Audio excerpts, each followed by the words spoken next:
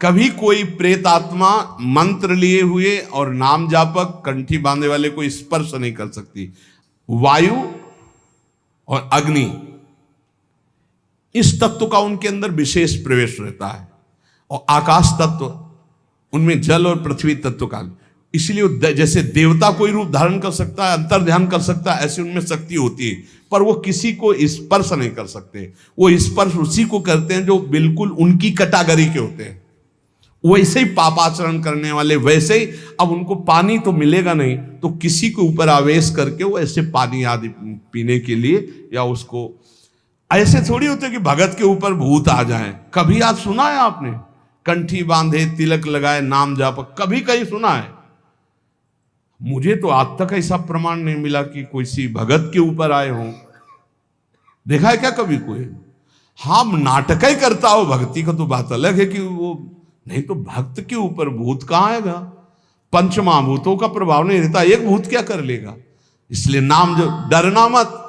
तो या करे समस्त भूतों के प्रति अपने समान बर्ताव करता हो। भूत से नहीं मतलब प्राणियों से मतलब, सब भूत ही है जो भजन न करे।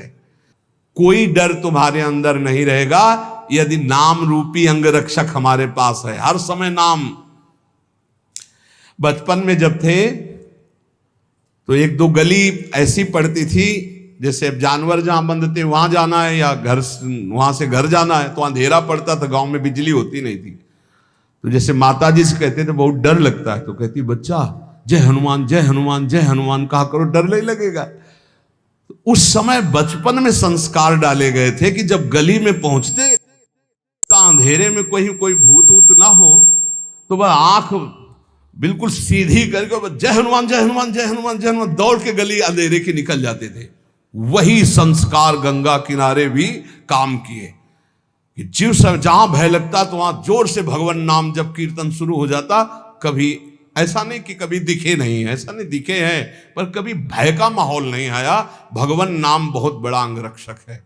नाम पहारू दिवस निश, ये बात ध्यान रख, हर समय नाम जप करो, कोई भय नहीं। और भय है, अगर नाम जप नहीं किए तो भय ही भय है, और नाम जब चल रहा तो कोई भय नहीं। ये पक्का समझना, कभी कोई प्रेत आत्मा किसी भी भजन करने वाले का स्पर्श नहीं कर सकती, इतनी बड़ी ताकत नहीं। तो आपके गले में कंठी बंधी है, इसलिए कहते तुलसी जी की कंठी रखो। नाम जब चल रहा है, कभी कोई ब्रह्म राक्षस भूत प्रेत पिशाच अग्नि बैताल काल मारीमर कोई भी नहीं स्पर्श कर सकता। जिते विनायक शुभ अशुभ, विघ्न करे नहीं कोई। एक बार थोड़ा डरे थे, कमंडल उठा करके शौच जा रहे थे। अब शौच जाने का यही समय होता, 2-3, ये तो शौचालय तो कुछ वर्षों से बने नहीं थे ही नहीं, गांव के बाहर ऐसे जंगलों में ही जाया जाता था। तो एक देखा तो नौवधू खड़ी थी, ऐसे कमंडल लिए हम अपना जा रहे थे, तो और नई अवस्था थी। तो विचार है कि जहां पुरुष, वो उधर माताओं के अलग वो क्षेत्र होते थे, उधर पुरुष नहीं जाते थे। जिस क्षेत्र में माताएं नित्य क्रिया करने जाती थी और जिस क्षेत्र में पुरुष जाते थे उधर माता, तो हमने कहा नौवधू है शायद, इसे पता नहीं यहां बैठना चाहती, तो रफ्तार बढ़ाई। जब रफ्तार बढ़ाई तो आगे देखा वह इतनी जल्दी तो क्रॉस करके जा नहीं सकती। फिर भी मन को हम समझाया नहीं नहीं नहीं है, बच्ची है, दौड़ के चली गई होगी। तो हमका फिर तो झन भन आवाज आती। हम खड़े हो गए, वो खड़े हो गए। उनका शायद यहां सोच होना चाहती होगी, तो आगे बढ़े तो वो बढ़ने लगे। वह गांव तो बहुत दूर छूट गया, और ये बार बार आगे पीछे, वह कौन हो, तो ना हमारी तरफ देखना ना, बस फिर घूंघट काट के से, अरे हमका मामला गड़बड़ है। कमंडल का पानी ढरकाया समीर अपना नाम जप करते हुए। वहां कुछ नहीं था, लौट के देखा कुछ नहीं, थोड़ी देर में लौट के कुछ नहीं।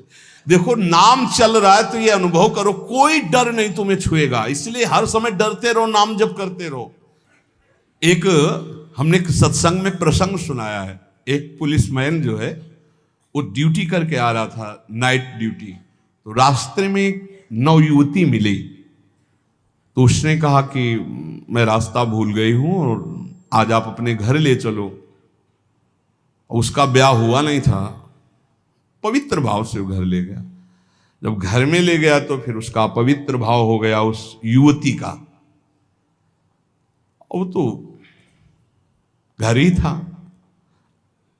सुबह निकल गई साथ, बड़ा खुश हुआ कि यार। दूसरे दिन फिर वहीं मिली तो उसने कहा आज तो घर नहीं भटकी होगी। बोले नहीं, कल से हमारी आपकी मित्रता होगी, अब हम रोज आपको यहीं मिला करेंगे।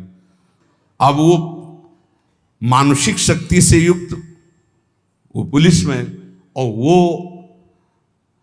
वो प्रेतियोनि को प्राप्त जिसे चुड़ैल कहते, ऐसी वो।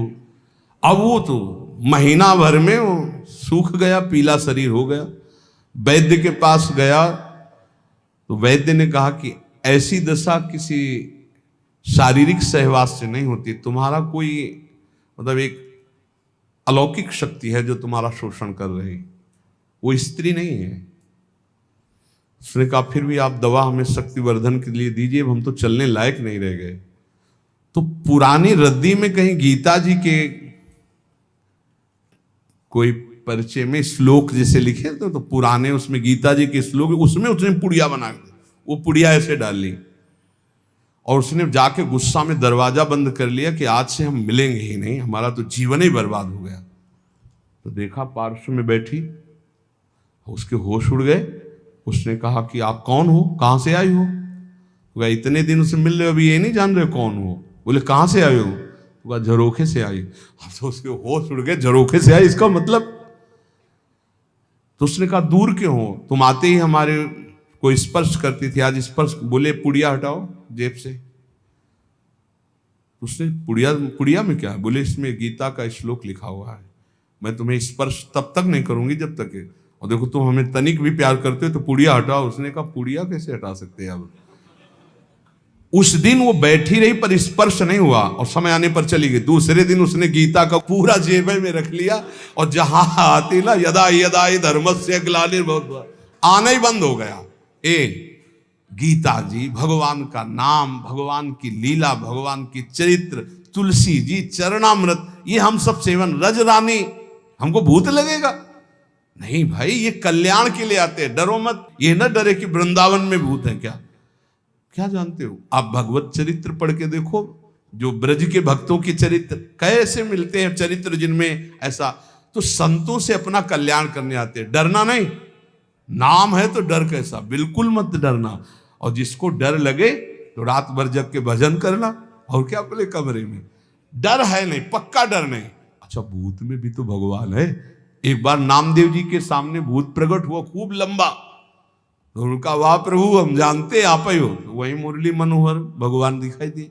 कोई चराचर जगत में मत्ता परतरम नान्यत किंचिदस्ति धनंजय, भगवान की सिवा कोई नहीं। इसलिए खूब नाम जप करो, निर्भय रहो, स्वस्थ शरीर रहे, ऐसे आचरण करो, क्योंकि इसी शरीर से भगवत प्राप्ति होनी। शेष चर्चा आगे। श्री राधा वल्लभ लाल की।